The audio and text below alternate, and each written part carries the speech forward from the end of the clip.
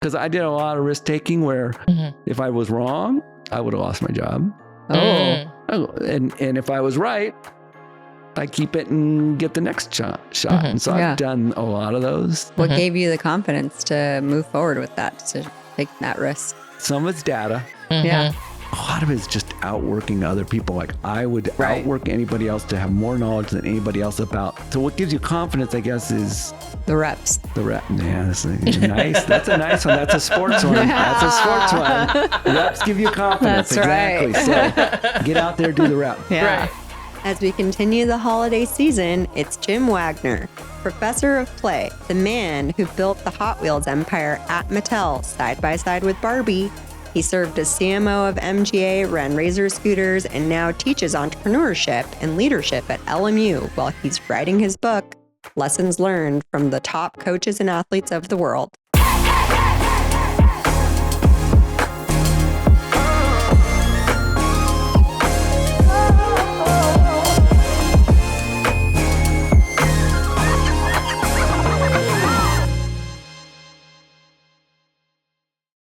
Hello, everyone. Welcome to the exit interview. If you like this episode, please like, subscribe, and comment below, and we'll continue to curate guests like this for you to enjoy. Thank you. Welcome to the exit interview. Today, we are here with a marketing and branding expert who spent 14 years at Mattel, is currently CMO of MGA Entertainment, and a professor at LMU, running the entrepreneurship and leadership programs. Jim, welcome to the exit interview. Yay. Thank you very much. Thanks for having me. I appreciate it. So I think obviously, you have worked most of your career in fun. You've done toys, you've done every single type of, you're the president currently of Razor, which is known to have produced Razor scooters, which we all have. Oh, yeah. Absolutely. As kids. So thank you for making memories for us. Good. You worked at Mattel and were most notably there working on the Hot Wheels line. Yeah. And then now, iconic Hot Wheels lead the way. I like that you sang that, actually. That was our ad campaign. Oh, yeah. Yeah. That we did research and kids came out singing that song and we were so happy. That was it. Yes. That's how you knew. That's how you knew. And you know you win. Yeah. Absolutely. Yeah. And it's memorable. It's seared in my head. The branding such of a it. Big deal. It's just so, Hot Wheels. Yeah. So, yeah. You've had like a career of fun, but beyond that, you've also worked in different areas. You've worked in media. Now you're teaching and doing a lot of research on leadership. Whoa. Okay. Yeah. If you can tell us a little bit about your origin story of how you even got to Toyland and any of those kind of pivotal moments that led you onto this multifaceted career. I don't think it's going to be quite the Star Wars origin story, but I will say that there were probably 5 or 6 pivots in my story. So I was a high school athlete and played football and basketball and baseball. And I realized very quickly, however, that this body is not a moneymaker. And so I was like, okay, I got to figure out something else to do related to sports that would keep me involved with sports, but make me some money. So the closest thing at that time was sports writing. So I went into sports and went, sports writing, sports marketing, and eventually started working I was a sports information director at Cal State Fullerton, and then worked for the Lakers and the Rams and NBC Sports and all this cool stuff. And that was pretty exciting. But at one point, one of my pivots was the people who were pointing the fingers saying, go do this, go do that. I didn't feel we're doing it very strategically. And so I decided to go back and get my MBA. So I got my MBA at USC, fight on. And I came out being more strategic. And I thought, okay, I'm going to go be serious and go make some money and be strategic. And I was going to work at McKinsey & Company, which is kind of the company at that time, a long time ago. At this time. At this time too. And I interviewed, I got an offer, and I was driving home, and I called my professor. I said, I don't know, this guy was so serious. I was on the 44th floor of a downtown LA building, and he's going through this contract. And I was like, oh, my professor. I said, he's serious. He said, well, if you want to look at something else, there's jobs at Mattel. Why don't you interview there? I said, I did. 2 weeks later, whatever, I got the job and I said, oh, this will be a fun gig for a couple, a year or two, and then I'll go back to the real stuff. 14 years later, I was still Yeah. there. So anyway, pivots. So I worked there for a long time, and then I kind of looked and said, I worked in consumer goods for a while. And at one point, one of my friends in New York, we were out in New York having some dinner, and they're just like, why don't you stop making money for the man and start making money for yourself? I remember this phrase, like, what are you talking about? And so we founded a family office, private equity firm, and we started investing in stuff, and we made some money. It was pretty cool. Yeah. That was my kind of second pivot or third pivot, whatever. And then origin story, finishing up here quickly. It was cool making money, but I missed making stuff. So that's when I went back and became a CMO of MGA Entertainment. We can talk about stuff there. And then became president of Razor Scooters. And now the latest pivot is basically a pivot to give back to the next generation. So I have a mission statement, which I'll share now, which is my personal mission statement, which is help inspire the next generation of business leaders to rise and shine. Every word of that chosen very specifically. And that's what I'm doing. So I serve on boards. I'm a professor, and now I'm here talking to you, I guess, to try to help inspire others. That's so amazing. What is it like being at Mattel and having to come up with a slogan or work on the packaging or the branding or the campaigns for a toy and have to like channel that inner child and sell something to the kids who are going to nag the parents to buy it? Yeah, we don't like the word nag, but we do like the word kid. Gently remind. Yeah, we like the word kid demand. Kid demand. There you go. Marketing. Right. Yeah, exactly. I think. Look, that space is very fun. There's no doubt. You're marketing fun products, and I did a whole bunch of different products with teams, and most notably, we talked about leading the Hot Wheels brand resonated with me and my team. But you do have to think like a third grader a lot. And so I'm pretty good at that. I got my MBA, but I'm pretty good at thinking like a third grader. But for Hot Wheels, I mean, there's so many things you can do. But when I came under the Hot Wheels brand, it wasn't doing very well. When I took over as the leader of the brand, and I chose to do that because I thought it was a challenge. I like challenges. Was there a lot of pressure for that, or? No, it was doing so bad. People were writing it off, basically. Okay. And so I grabbed the team together, and I remember the core thing we did, really. One of the key things was when you have an iconic brand like that, it's Hot Wheels. You think like, oh, it's always going to do well. I came in, I was like, why is it not doing well? And we're getting beat by the competition.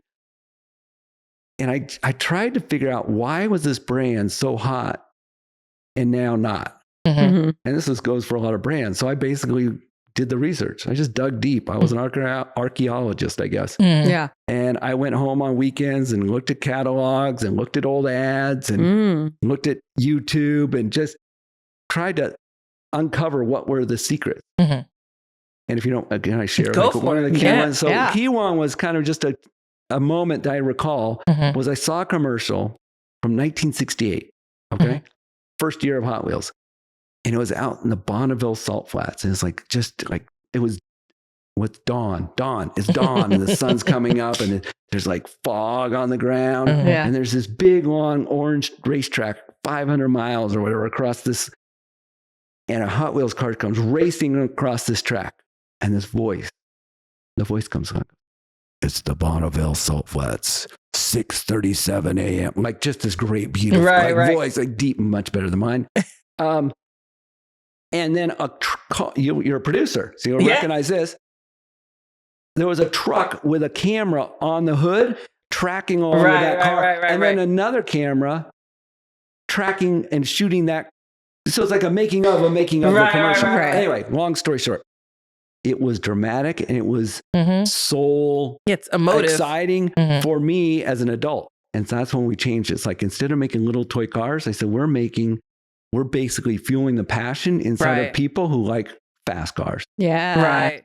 And so was it always good? No, there were all bad days. You say it's a widget. We're just selling widgets, but it can be fun. But that was a great time to revisit that and get everybody excited about that brand. Well, sorry. No, I feel that what's great about that story to me, like as a producer, like as a storyteller, is like we keep coming back to that idea of like, what is the story here? Yeah. And then how do we translate that story? And I Right. feel like all great marketers, Mhm. like Yeah. the ones that I talk to, Yeah. like they kind of get that in their soul. Like they get the sort of translation of story and boiling it down to its most simplest essence, and then telling people that story very simply. Do you find I agree. that what you I feel? agree. What it translated for us was I realized that, and then I went around and designers. There's a lot of designers at I can Mattel. A imagine. lot of great, talented designers. And I went, and they, at this point, they were around in little cubes and everything. I went around the cubes, and I'd look at these designers, and I'd look inside in their cubes, and they had these amazing drawings. Like, oh my God, look at that car, and look at this design, and look at those colors. I said, how come we're not making those? And they said, well, we're making cars for little kids. I said, well, which do you think is cool? Oh, this drawing they did that. I said, stop making the stuff that you think is cool, Right. and make the stuff that is you cool. feel is cool Right. for you. And that transformed all of our designs and our products. And so just, I don't know if it's a story per se, Yeah. but connecting with people emotionally is so much more powerful than just saying, Absolutely. we make little die-cast cars. Absolutely. I noticed that in all of our interactions as a marketer to marketer, Yes. we ask a lot of questions. Yes. And it helps us to get down to the root of everything. Right. Now that you're a professor Yeah. and you're teaching, but also learning in the teaching process, the new generation of entrepreneurs, Yeah. what would you say is the mindset difference, or what is the gap between the current C-suite, if you would, or leadership generation and the upcoming Right. generation? Well, there's a bunch. I think there's a bunch that's the same, and there's a bunch that's different, my opinion. My perspective is people talk about things speeding up, like, oh, everything is going at lightning speed. And it is. I get it. But our tools have improved too. Like I used to type on a typewriter. Nobody knows what I that did is, too. right? And it was, okay, we have a computer. There used to be no such thing as a fax, and here comes a fax. But the point is, a lot of things are the same, a lot of things are different. For your question about differences, I think first, there's kind of like command and control versus being adaptable. Let's call it that, right? So leaders before in corporate, they have to be known as saying, here's the direction, here's where we're going to go. I have confidence in it. Believe in me. And it's pretty secure. Nowadays, you have to be more adaptable. And particularly with entrepreneurs, as you're asking, and which is I teach, that's my primary thing I teach entrepreneurs is you have to be adaptable, resilient, and flexible. And there was an article that I feature from Fast Company. It's one of my favorite publications, Fast Company, because I think they write what's going to happen versus what happened going forward, not going back. And they talked about the Flux generation. Their word, not my word, the Flux generation. And it's basically that this new generation of leaders has to be super adaptable, flexible, and be resilient. And that was for entrepreneurs, but also corporate leaders as well. And I think that's the key going forward, because you have to test, and everyone says these, fail fast, test and repeat, these things, but that's what it is, I think. I get a little bit torn in terms of like younger generational things. Okay. I think the pivot thing is dead on. I think everyone now, like you have to be able to kind of like turn on a dime. But there's something about sometimes they can get really shallow, where it's like everyone's trying to like chasing a new thing or moving in a new direction, but without kind of the undergirding, so to speak, of like a real strategy, a real like how you sat around, you did research before you're like, let's just change everything, right? Like it's sometimes I find like people are just like moving, but not without the kind of, like I said, the real thought process and strategy needed. Do you find that, or? Yeah, I do. So sometimes I teach both MBAs, I teach undergrads, I teach entrepreneurs, and I also teach marketing in general. And sometimes people ask, well, what's the difference between what you're needing to do from a marketing of a big corporate iconic brand like Hot Wheels versus a startup? And I say the process is very, very similar. I say the first thing is you have to understand what's your USP. What's your unique selling proposition? The only X that does Y for the Z people. That's it. And so that's true whether you're starting a company tomorrow, that we were talking about today in our classes. Like, let's come up with a new chewing gum. And someone named a fruit called lycra. And so, okay, we're going to come up with a new chewing gum called lychee. But the chewing gum and the first, so my answer to your question is, I think the fundamental steps are similar, and you have to do those foundational things. Create the USP, understand the competition, do your SWOT analysis, do your competitive analysis, do your social media audit, all those things. And then be adaptable, but don't fly by night and just pick up an idea and move around. That's not a recipe for success, I don't think. I agree. I just feel like some people mistake jumping about, bandying about as like some revolutionary leadership sometimes. Oh, okay. Like if there's a social media, commodification of leadership sometimes. Yeah. And you see people talking about it, and it's like, you still need to know what you're actually doing, right? Yeah, and the leaders have to be decisive in the end too. Yes. Right? I mean, there's a question of inclusive leadership and making sure everybody's opinions are taken into consideration. And I get it, and that's true. But at some point, somebody has to step up and say, we're going this direction. Right. Yeah. And here's why. Yeah. And to have the, boldness to do it. So. For a brand like Hot Wheels, it's clear, the branding of it is very, very clear. How do you keep it innovative? When you say the branding is clear, so you said I could ask questions. When you say the branding is clear, right? What's the branding in your mind for that? I have it in my mind, but what's it in your mind? Well, I have a visual literally of the packaging every time I say the word. First, here's the test. Ready? What color is the package? It's the little flames that are yellow and orange. Right, but the package is blue. Blue. Okay, right. Good job. All right, good.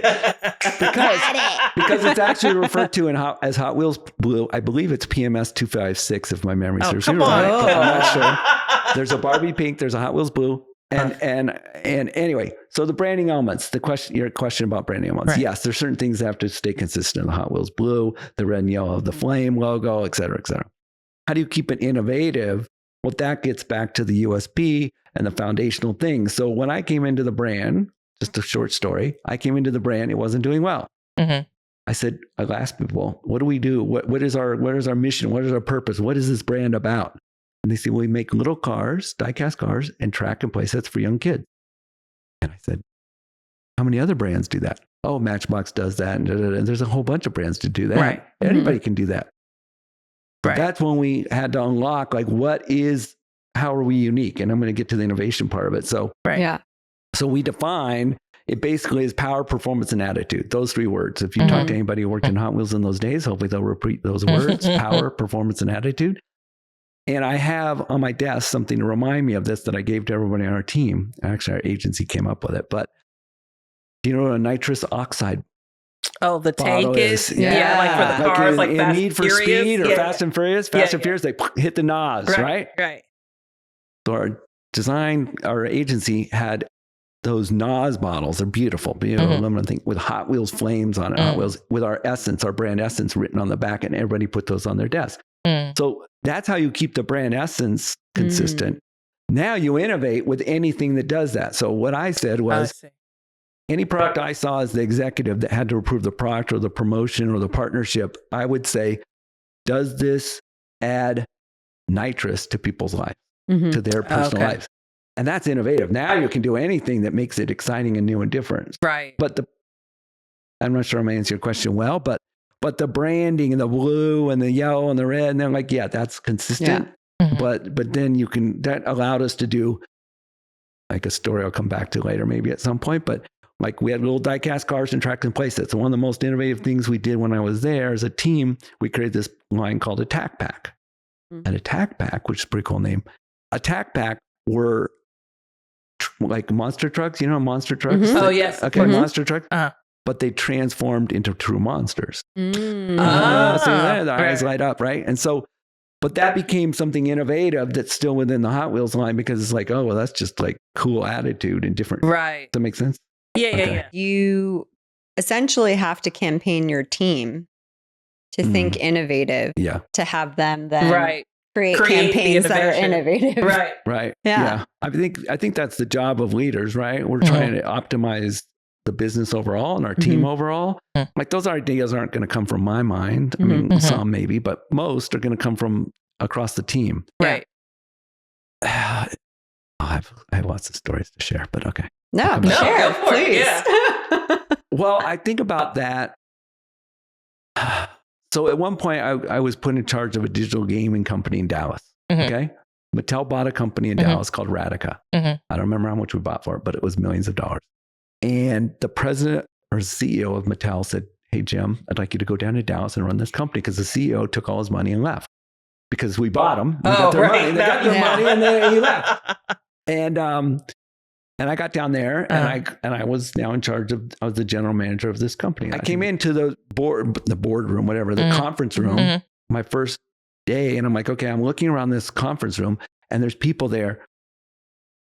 The operations person's like 20 years my senior, the design everybody's more senior than me. Everybody has more experience, and I'm supposed to be leading this group across operations, HR, sales, marketing. And I decided to do a technique that I still preach to others, which is I asked each person to come in that day on Monday, and I said, please share about your weekend.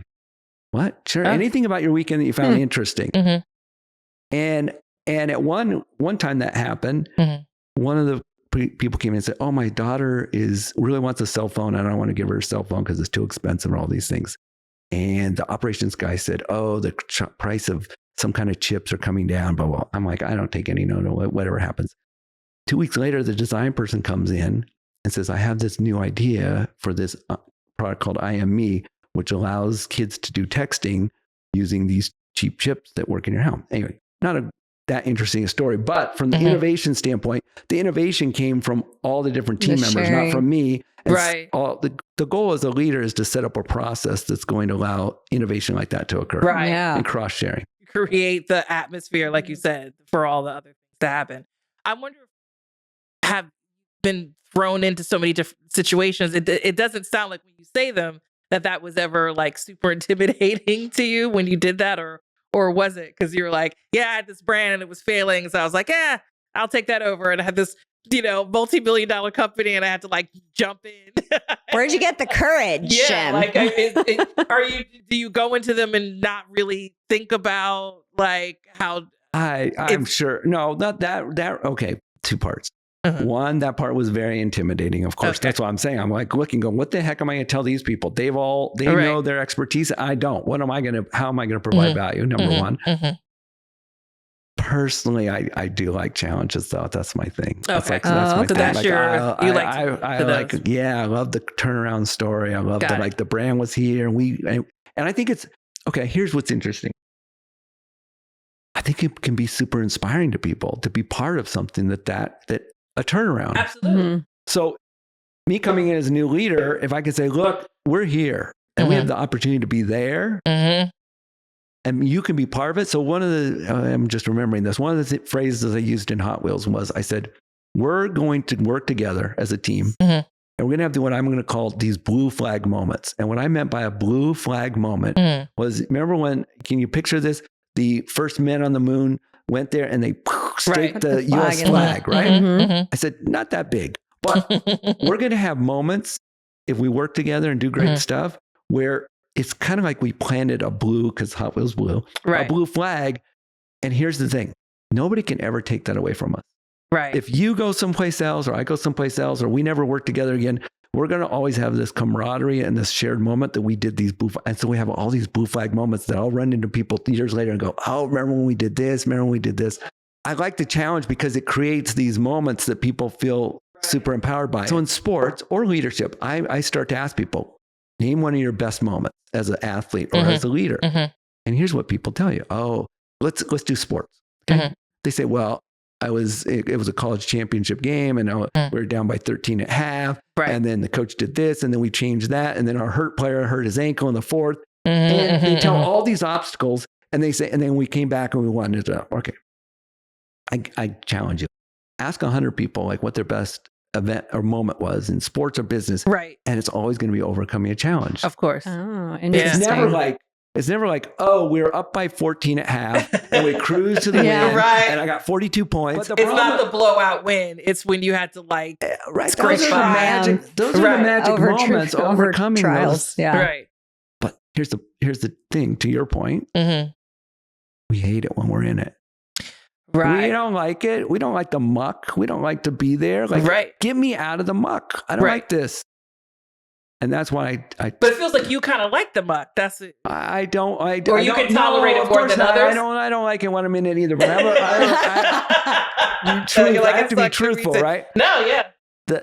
Here's a phrase that helps me, and I share with others. The tougher the battle, the sweeter the victory.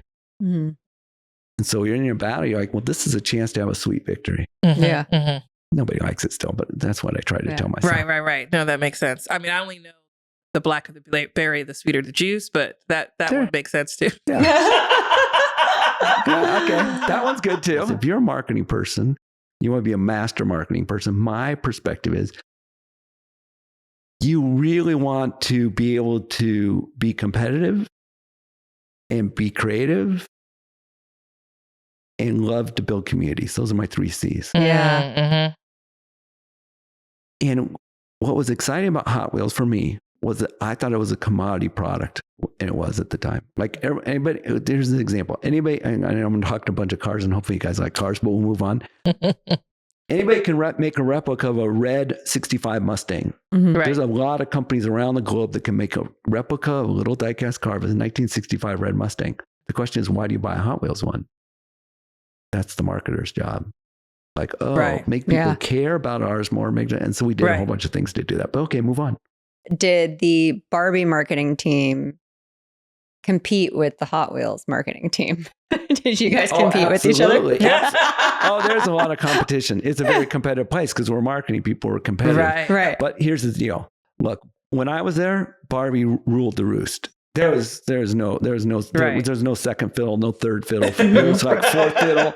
And so when I took over the brand, and there was a lot of competition. Yeah. And people got antsy about that when they joined my group. They're like, wait a minute, how come Barbie people get to do this? And how about Barbie people do that? I said, here's what we're going to do. They get the good snacks. They get all the good stuff. Here's the thing they get. Okay. Tell it. You want to get the dirty. Oh, yeah. The dirty stuff was at Mattel at that time, Barbie got to present first. So whenever you go to a show, Barbie gets to present, and guess what? They go over time, and then at the end, Hot Wheels gets to present and gets 4 minutes. Right. Yeah. Go show us your whole entire line in 4 minutes. It's very unnerving and very upsetting. So I had to change the view and the filter for our brand, our team. Yeah. I said, here's our new mantra. Stay low, hit hard. I said, I don't care if we ever get talked about or when they went and talked to the investors, they talk about Barbie, and then they talk about Fisher Price, and they talked about American Girl, and then no more time. Oh, we forgot Hot Wheels. But if we stayed low and did our job and hit hard, we'd succeed. And so we took that brand from retail numbers, you can say like under 200 million to over $1 billion in sales, annual sales in the span of 3 years. By staying low, hitting hard, not caring about anybody else. Then years later, I was like, I want to make it was a time when the colors of logos, like Nike started doing different stuff with their logo. I said, I want to make our logo different colors. Yeah. The legal people came back down and said, stop that. Yeah. I said, no, we're going to do it. So we made it blue and red and all different, and yellow and all different colors, just to keep it interesting and fun and innovative. Right. Yeah. It still owns the trademark. We're okay. Well, that's the thing about being a marketer is you have to continuously reinvent the same thing. And sometimes it's very difficult to get the higher ups to get on board with change. Right. Yeah. But you have to move with the times. So like when you're doing something like that, where you're taking a brand that's that iconic or something that's been around for a long time and you want to evolve it and change it. And you almost have to, before you can do it, you have to like sell it up the ladder to everybody. Oh, yeah. Do you have a specific approach for that when you're trying to do that? Because I'm sure it's more than one conversation, but how do you enroll the other members of the corporation in what you know is the right direction? That's a tough question. Yeah. And evolves and is different for every person, every brand, of course. But I will share what my experience was. First, use data. Mhm. So not just sell internally. So when you said that, I was thinking there's a whole bunch of selling up. Right. And there's also selling in our business, in that business, in Mattel, you guys sell to retailers too. Like your product doesn't go anywhere if the buyer doesn't buy it at Target or Walmart or whatever. Right. So you guys sell a lot before a consumer even sees it at a shelf. Yeah. Right. So to get that though, my experience and my advice and my teaching in my class is you got to use data, because data beats seniority. Because you're a young person, you're trying to make your way and your mark, you got great new ideas. Seniority is going to win in that conversation every time, unless you bring data. You say, oh, I did research and this is what we found out. Or, oh, I've looked at other brands and this is what they did. Or, Got it. Oh, I tried this and it worked in a little pilot. Or, so I use data a lot to prove my point. And then you get a couple wins, then you have a little free reign, and then you're like, okay. Right. And then you have to have a little bit of confidence, let's call it, or boldness, a little streak of a little streak of risk taking. Yeah. Sure. Because I did a lot of risk taking where if I was wrong, I would have lost my job. Oh. And if I was right, I keep it and get the next shot. And so I've done a lot of those.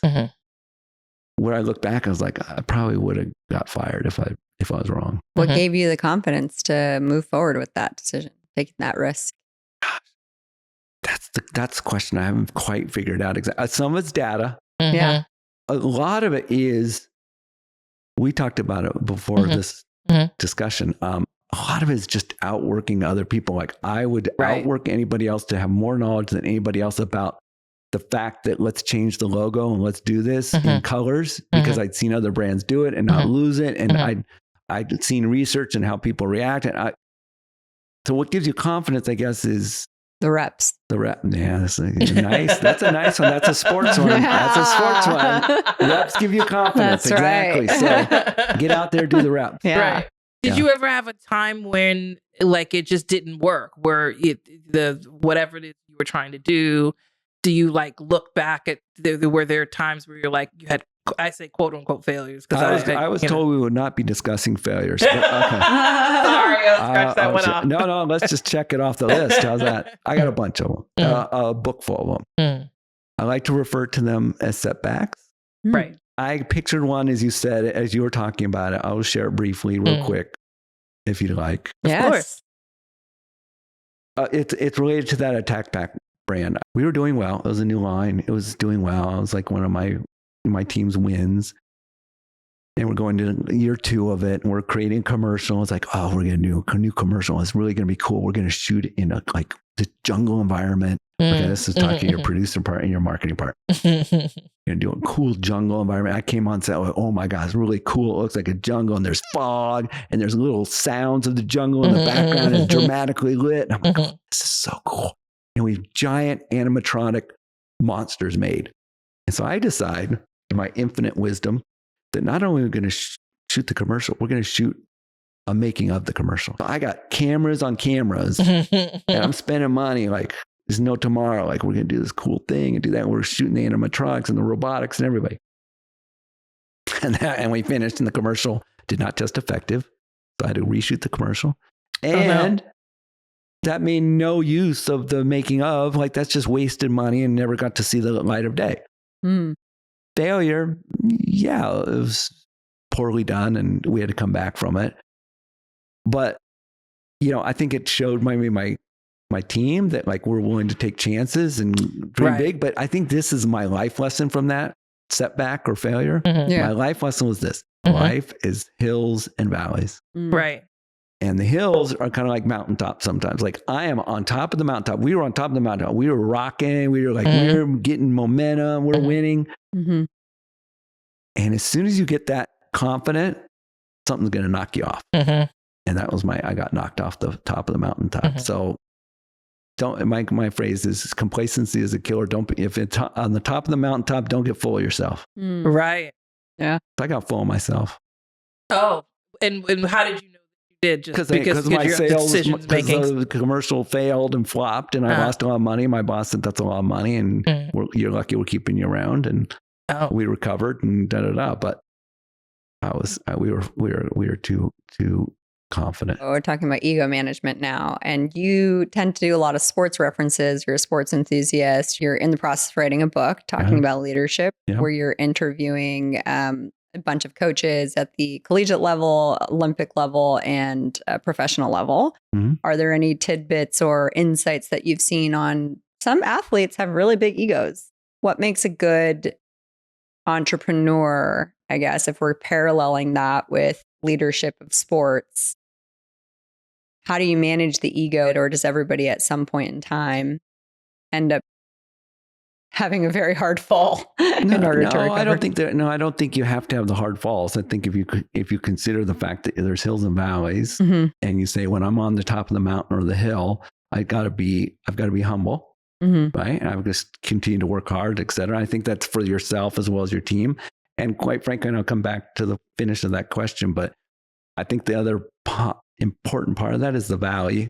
That when you're in the valley, you got to realize that if you get through the valley, you're going to be back on the hill again. You're going to be back on top. And that's a tough thing for people. You get through the valley and people are like, I don't know if I'm ever going to see the top again. And it's like, over time, you will. You will. Time is a great healer. So on the question of ego and teams and everything, what I'm learning from the coaches that I speak to, and as you said, I've spoken to world championship coaches, Olympic coaches, championship coaches in college, all levels. It's really, I'm going to put this in because I think it's one of the most important things I've learned recently. These great coaches, and I'm talking about the top 1% coaches in the universe.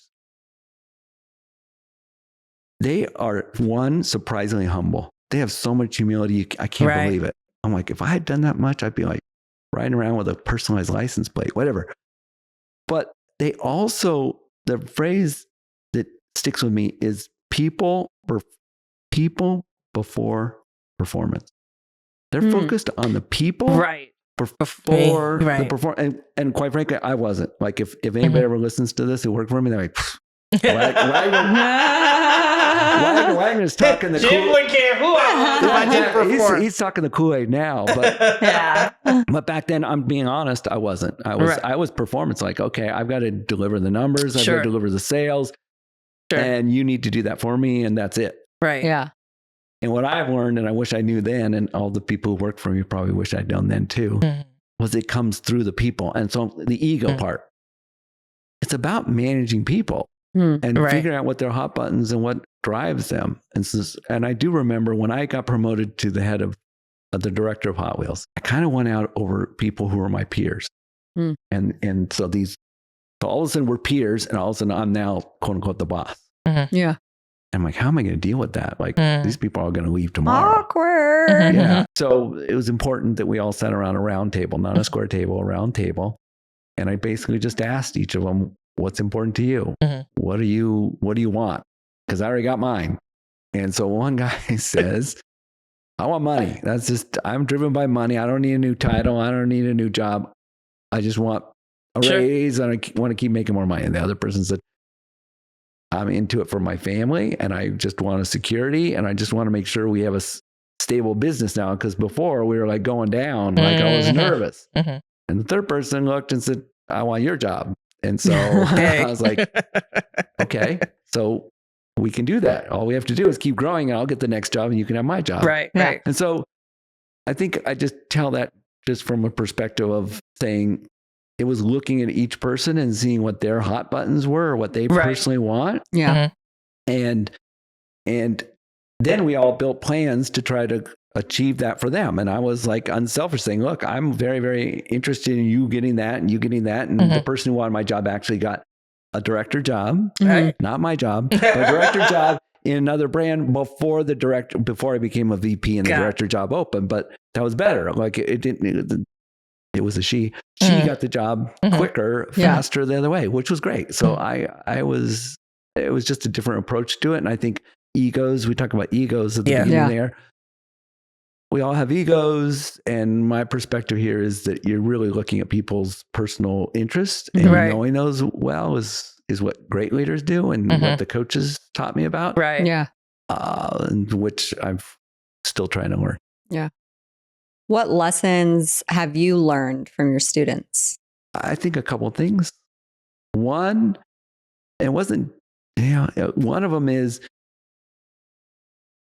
that if you give them the right environment, they have a lot of creative ideas. Right. And so I have to shut up and let them speak. And sometimes silence is hard. Right. But if I pause,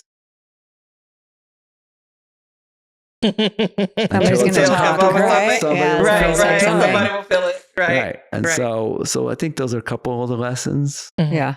But I like it. Yeah. Do you find that there, this sort of generation of leaders or entrepreneurs are particularly better at something than before? I think the two things that jump to my head are first, they're digital natives. So they're much better at all the stuff. And I'm an early adopter. They're much better than me. The second one is, and this might be filtered from where I'm teaching on the West Coast at a high level private university, but have a great amount of desire to focus on sustainability and higher purpose and doing good. I was, myself, and my friends and everybody else was very capital focused. I think they have I'm very happy to see that they have a more holistic view of the world than I did growing up and other people in my generation. Interesting. Yeah. What are some of the marketing and branding trends today that you think are overhyped? Overhyped. Okay. Well, there's a bunch of trends out there. I think one of the trends, I guess, or an area that is getting a lot of focus that I think is more than it could or should is performance marketing. So performance marketing, look, it's important. It's critical. It's powerful. I've done it. My teams have done it. Yeah. But and we talked the purchase funnel and the marketing funnel a bunch, but without the top of the funnel, the bottom of the funnel doesn't mean much. If you don't have enough people coming in the top of the funnel, you can optimize all you want. There's only 7 people there. Like, keep going. Like, okay, A/B test to those 7 people. One point, I think about the top of the funnel as kind of like getting the hearts and minds of people, of your consumers, your fans. I like to say fans versus consumers. Like I like to build brands that have fans. It's just more powerful. So I guess Razor maybe have an example. So Razor is a very well-known brand. You both talked about it. So it's got good mind part, like awareness. That's the mind, right? That's the awareness, top of the funnel. But the middle part, let's say the interest or desire, which is where the heart goes, maybe not as much when I came in. And so my focus was like, how do we better connect Razor emotionally with people? And so for the first thing, didn't have as much of the mind as we wanted, let's say. So the first thing, one of the first things we did with the group was we brought in collaborations with other brands just to create some interest. Like we did one with Takis, we did one with Sriracha, like these very Takis go hard with kids. I'll tell you that right now. And it's a very unexpected combination. Like, why are you doing Sriracha and Razor? And I think that's one of the best collaborations is when they're unexpected. But what that did was it was unexpected, and Target that was so unexpected they put it on an end cap. So all of a sudden Razor, which historically hadn't been on the end cap that much, was all of a sudden front and center with this end cap with these packages that look very, very unique and different. Like, whoa, what's going on? Right. But, okay, got the mind. Now the heart. We did a bunch of things, but one of the ones that I like real quick was we did a partnership with this guy, Robbie Madison. He does wild stunts. Like he jumped over the fountains in Las Vegas. He's like, he's taken his motorcycle and rode it across. Like a modern day Yes, kind of exactly. And he did like a motorcycle on the water and surfed with a motorcycle. It's weird stuff, wild stuff. So we did to storytelling. We said, storytelling is one of the best ways you can get the hearts of people to align with your brand. We brought him in, we did a content piece with him. And the concept was he's riding around in his backyard has a whole huge dirt bike track. It's crazy. Okay. He has 2 kids.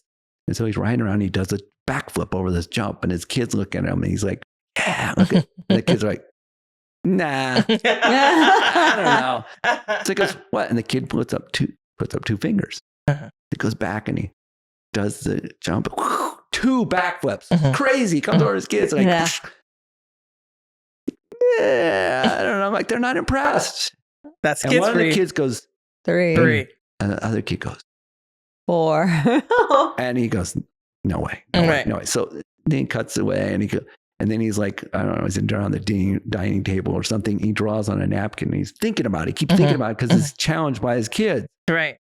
And he draws a helicopter.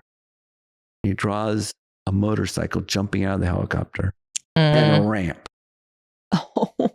And then it goes to show the behind the scenes where we build a ramp, suspend it from a helicopter, and he rides down the ramp off the helicopter and does 4 backflips and then parachutes. Jesus Christ. To the earth. It was only 5,000 feet, I think. But the magic of it was it's super ambitious and super aspirational, all those things. But here's the part I love.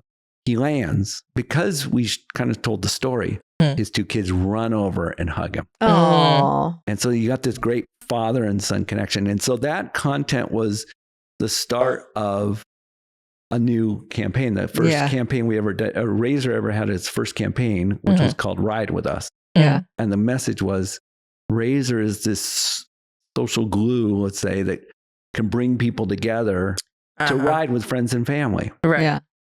And so that's the heart part of it. And I think because of that brand had it had its best sales in its company's 20 plus year history because of things like that, of top funnel that were driving hearts and minds, that then you can optimize it at the bottom. One of the things I think is really important and doesn't get enough emphasis as marketers is not the bottom of the funnel, but the lowest rung on the funnel, which is below conversion, below action, below purchase, whatever you want to call it.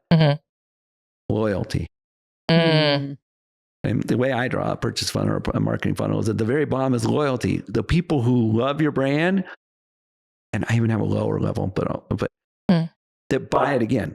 The lowest level on my purchase funnel is ambassadorship. The people who buy your brand and then convince others people to buy about it. Yeah. I don't think you get there from strictly doing SEO and ROAS and all the things that need to be done. Don't get me wrong. They need to be done. I like performance marketing.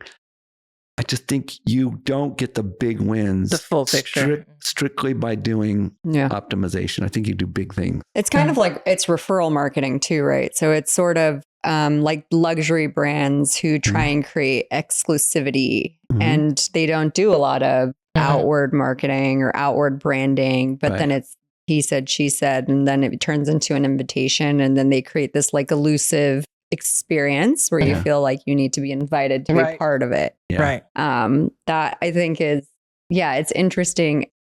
Not a lot of brands are effective at doing it. It's hard to achieve.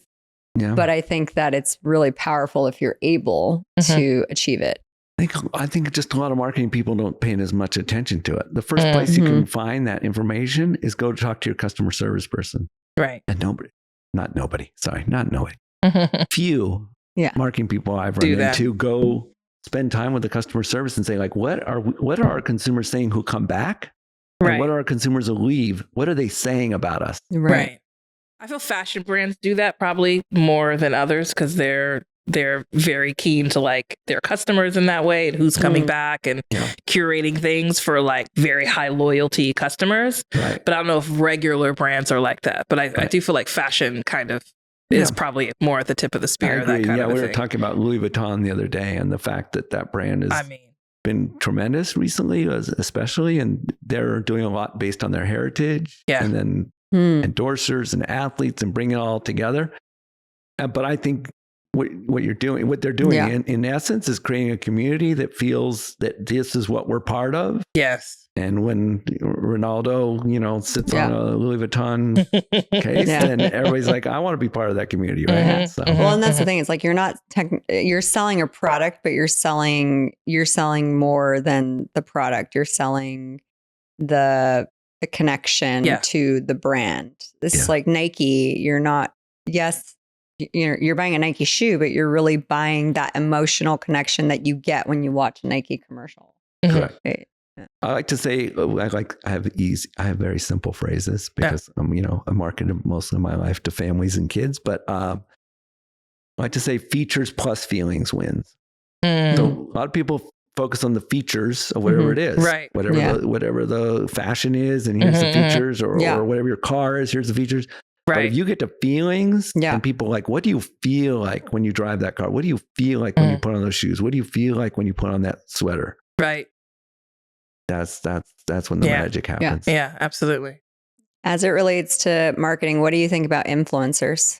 I think influencers are great. I think it's along this line of this bigger concept I have around democratization of creativity. The fact that the world is being flattened in a good way. I think it's great. I think they're fabulous. But I have a but about it. They have to be done strategically. You have to match the influencer with your brand and what your USP and what your brand tone and manner is and what your brand stands for. What are your brand values? What is your mission statement if you're a brand? And pick people aligned with that, not people all over the place. So when we had first had our first conversation as a true marketer, you asked me about the title of this podcast, the exit interview.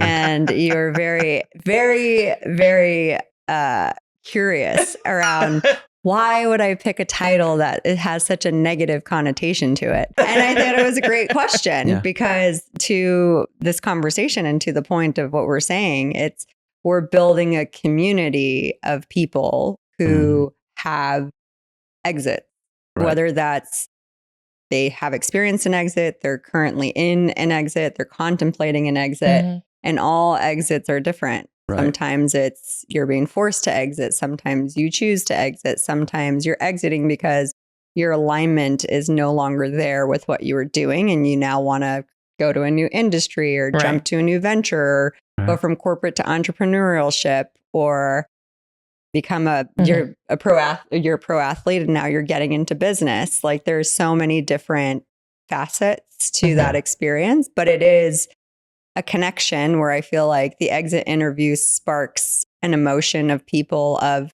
curiosity and the unknown. And we're hoping to build a community of people who want to find some sort of insight to help them follow their North Star, whatever that is. And I think that sort of like community building is what the core of what we're doing here is. But I think what you're also doing is that people, myself included, when you go through an exit interview or you leave a role that you did or didn't want to leave, there's definite negative feelings, I think. And if you know others have gone through that as well, that's super powerful.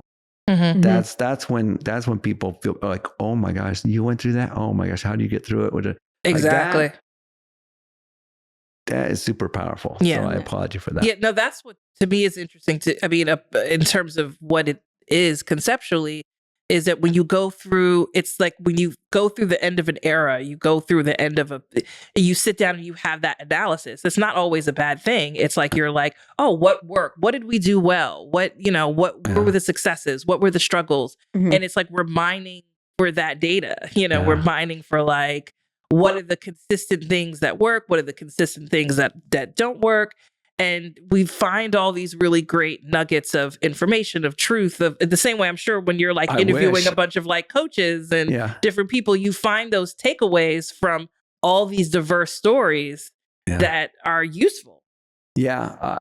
I wish I was sharing some of them today with you, but I definitely do see those from the coaches. But I will share this. As you were speaking of that, I will share this moment. So I was in Minneapolis. It's cold. And we're in some I don't know, the Marriott.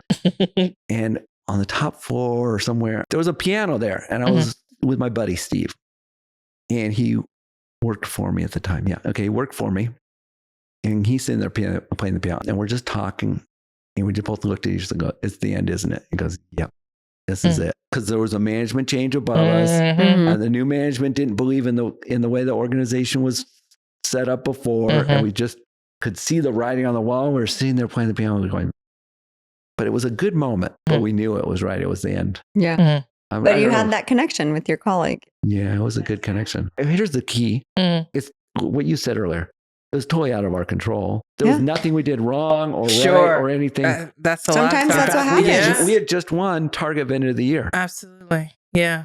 It's like, okay, this is working. This is great. And then that happens a lot in my industry too, because things will shift and the whole departments will change and you'll get laid off for not because you're bad or wrong or weren't even doing well. It's just the whole an initiative changes or a direction changes, and all of a sudden, like this thing is gone. Yeah. And it's totally out of your control a lot of times.